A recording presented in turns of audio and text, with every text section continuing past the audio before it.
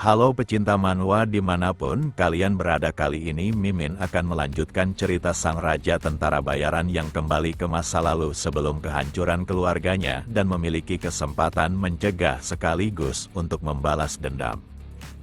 Cerita sebelumnya diakhiri dengan Gislan mengunjungi Amelia yang merupakan tunangannya dan dia dihadapkan pada pengawal terbaiknya yang ternyata lebih kuat dibandingkan Ken yang memegang julukan pedang terbaik dari utara. Kemudian Bernap mendekat sambil mengungkapkan rasa terkejutnya disebabkan tuan muda di hadapannya berbeda dari yang dirumorkan selama ini. Tak hanya itu, Bernap dapat merasakan jika cara bertarung ganas miliknya tidak didapatkan dari pelatihan belaka melainkan pengalaman nyata dalam pertarungan, dan dia menduga jika Gislan telah berjuang keras dengan menghadapi para monster orc di wilayahnya sehingga sampai ke level ini.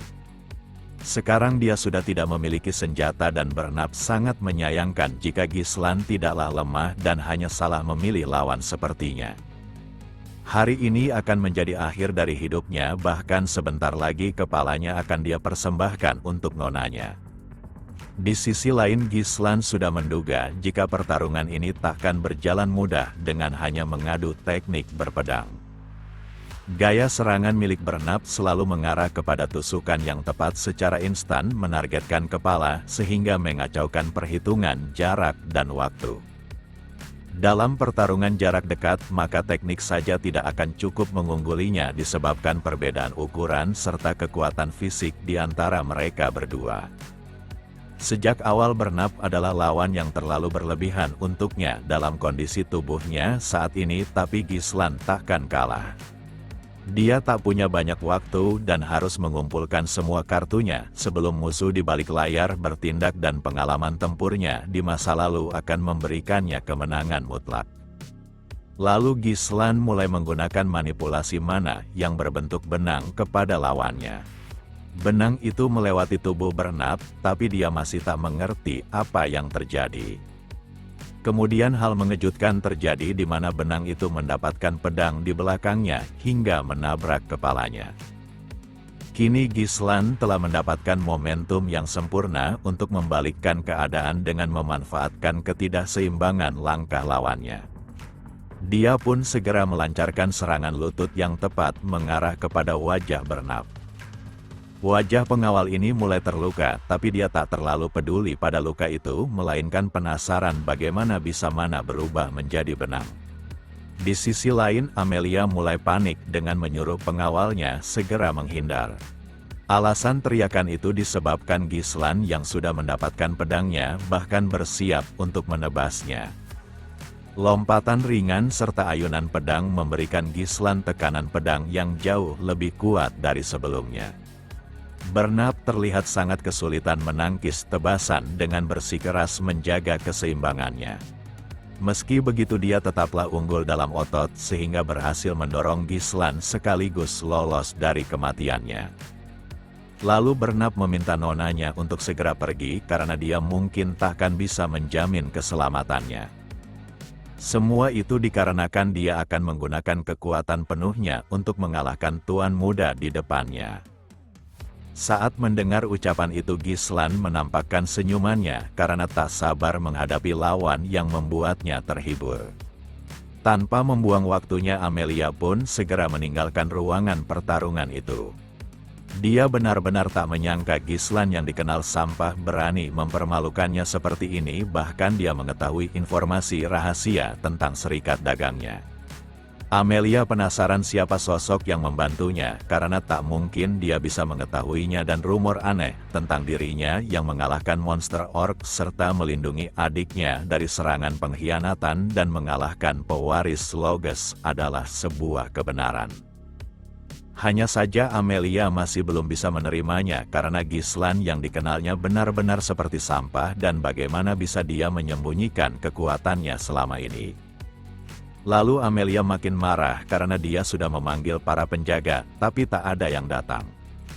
Siapa sangka sosok berjubah telah berada di sana dengan para penjaga yang tergeletak di lantai. Siapa sangka orang itu adalah Belinda dan dia menyapa Nona Amelia. Gadis ini mulai ketakutan karena situasinya sudah tak terkendali lagi. Lalu dengan cepat Belinda bereaksi dan memintanya tidak bergerak jika tak ingin mati. Di sela itu Belinda menyingkirkan laba-laba menjijikkan yang selalu dibawa oleh Amelia di wajahnya. Belinda masih mengingat kejadian saat upacara pertunangan di mana dirinya menguping percakapan antara ayahnya dengan sang Lord Perdium.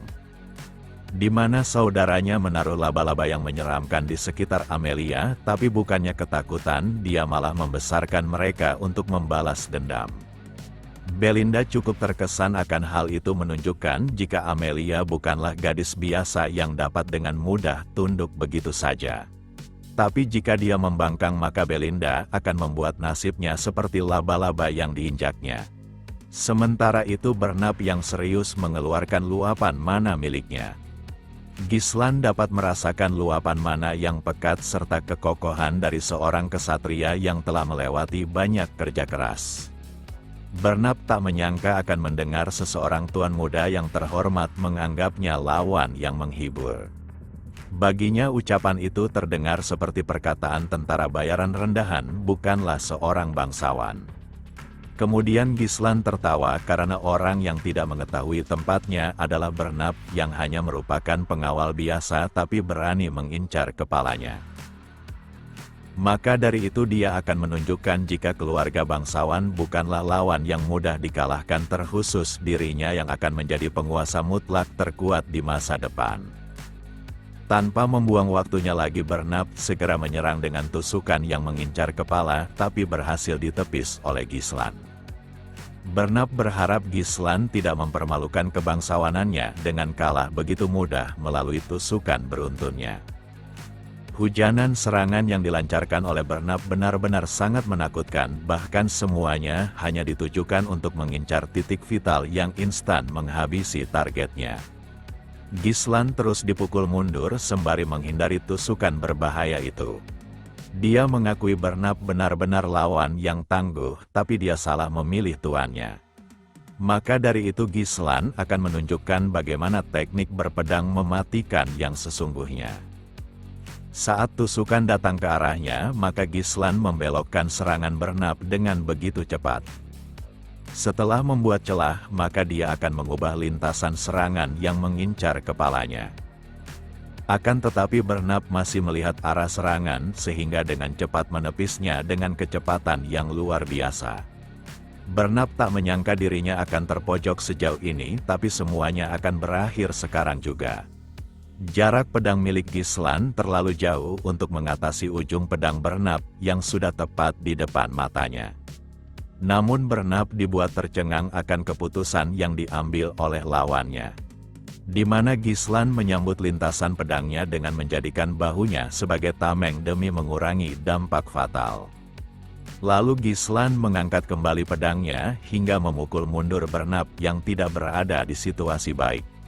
Bernab yakin dirinya tak boleh lengah, bahkan merasa kemenangan miliknya sebelum melihat langsung kepala Gislan tergeletak karena hal itu akan menurunkan kewaspadaannya. Lalu dia mencoba lolos dari tekanan yang dibuat oleh Gislan dengan menepis pedangnya. Setelah itu dia menyelipkan sebuah tendangan untuk memperbaiki jarak di antara mereka. Tendangan itu tidaklah fatal, tapi cukup untuk memberinya kesempatan untuk bersiap dari adu pedang selanjutnya. Gislan makin kegirangan karena pertarungan ini benar-benar menghiburnya. Dia menyimpulkan jika Bernab mencoba mengendalikan alur pertarungan dengan serangan beruntun yang sangat cepat, dan saat mendekat maka dia menggunakan serangan fisik secara langsung.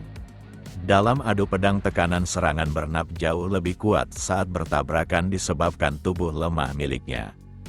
Gislan yakin dirinya takkan menang dengan hanya mengandalkan mananya saat ini.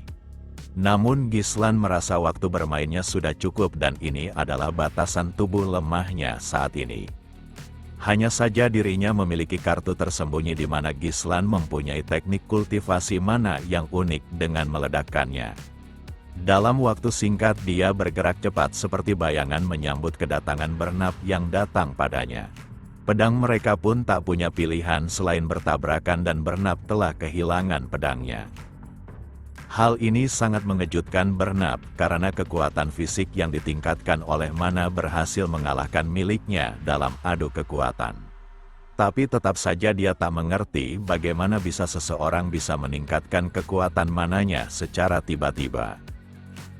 Para ksatria bisa menyembunyikan mana mereka dan tak menggunakannya, tapi saat melepaskannya maka tingkat kekuatannya akan terlihat jelas. Tapi Gislan sangat berbeda, di mana energi lemahnya tiba-tiba saja meluap penuh keganasan. Di saat yang sama Belinda telah tiba dengan membawa Amelia. Amelia yang awalnya sangat angkuh kini tampak sangat menyedihkan dan akan menyerahkan 10.000 emas sebagai kompensasi atas hidup mereka berdua. Gislan sudah mengingatkan agar Amelia memberikannya sejak awal sehingga dia tak perlu dipermalukan seperti ini. Lalu Belinda mengatakan jika kejadian seperti ini terlalu berlebihan untuk disebut pertengkaran antar kekasih. Sambil tertawa Gislan menegaskan jika mereka berdua hanya memiliki opini yang berbeda dan semuanya sudah berjalan sebagaimana yang seharusnya. Hanya saja biayanya naik menjadi 2 kali lipat dari uang yang diinginkannya. Setelah kepergian Tuan Muda Perdium, maka Amelia terus mengamuk dengan memecahkan benda di sekelilingnya. Bernab pun meminta maaf karena Gislan adalah sosok yang kuat dan semua hal yang diketahuinya selama ini telah salah, bahkan dalam waktu singkat mananya melebihi kesatria tingkat lanjut. Dengan kejadian ini Amelia telah yakin sepenuhnya jika Gislan yang awalnya tak dirinya perhitungkan sudah berubah. Pengawalnya pun berpikir demikian dan menanyakan apakah nonanya ingin melaporkannya kepada Adipati Delphin. Namun ucapan itu malah membuatnya mendapat sebuah tamparan.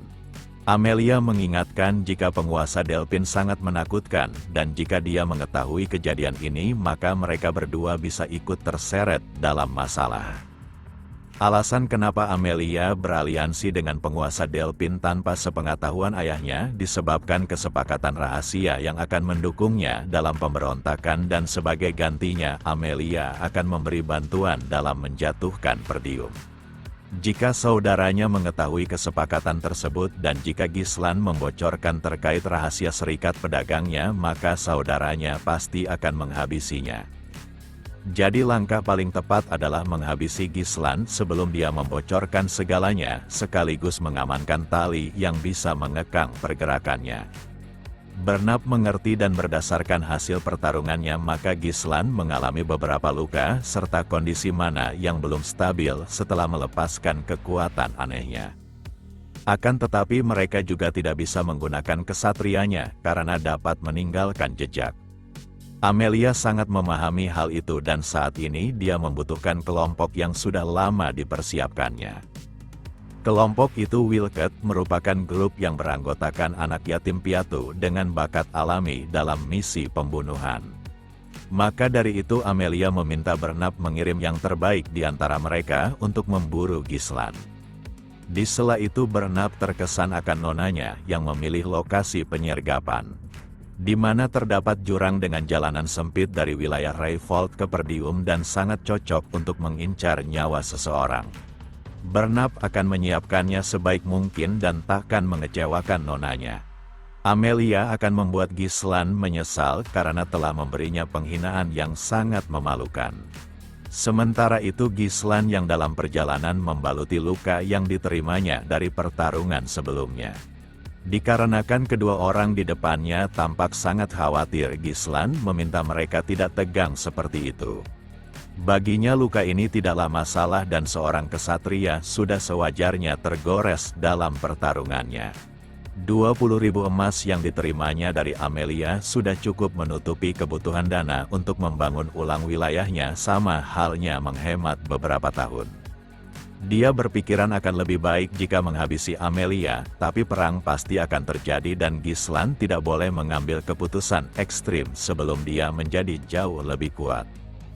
Selama ini Perdium mengalami kesulitan dengan terus berperang melawan ras barbarian, jadi mundur adalah pilihan terbaik. Namun dia juga merasa jika Amelia takkan diam begitu saja, ditambah dirinya mengetahui rahasia terkait serikat pedagang miliknya. Di sela itu Belinda terus menatap tuan mudanya yang sudah berubah. Dia juga mengungkapkan jika semuanya berjalan seperti yang diinginkan oleh tuannya, di mana dia menyuruhnya untuk melumpuhkan para penjaga saat mendengar pertarungan terjadi di dalam ruangan, bahkan memintanya membawa Nona Amelia yang melarikan diri. Dengan wajah konyol Gislan menjawab jika semua itu hanyalah sebuah kebetulan belaka. Di tengah pembicaraan itu tiba-tiba saja Gislan merasakan rasa sakit pada tubuhnya. Dia menganggap jika cairan merah di tangannya adalah efek samping dari ledakan inti mana ketiganya, dan untuk terhindar dari kejadian ini maka dia harus segera mencari cara meningkatkan mananya. Di saat yang sama Belinda segera memeriksa denyut nadinya. Belinda dapat merasakan jika aliran mana di tubuh tuannya cukup kacau. Maka dari itu dia mencoba melakukan sesuatu yang seharusnya akan membuatnya lebih baik. Setelah proses itu Gislan membuang napas yang berlebihan.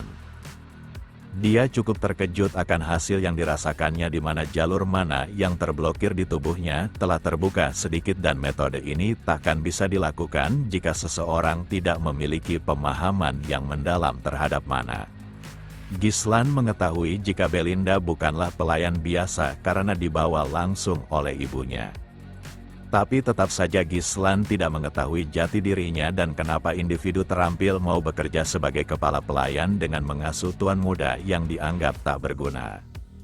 Bagi Gislan, bertemu dengan orang-orang terampil adalah hal yang bagus, karena saat menjadi musuh maka mereka akan membantunya lebih kuat dengan mengalahkannya, dan saat menjadi rekan maka mereka juga memiliki peran yang sangat berguna.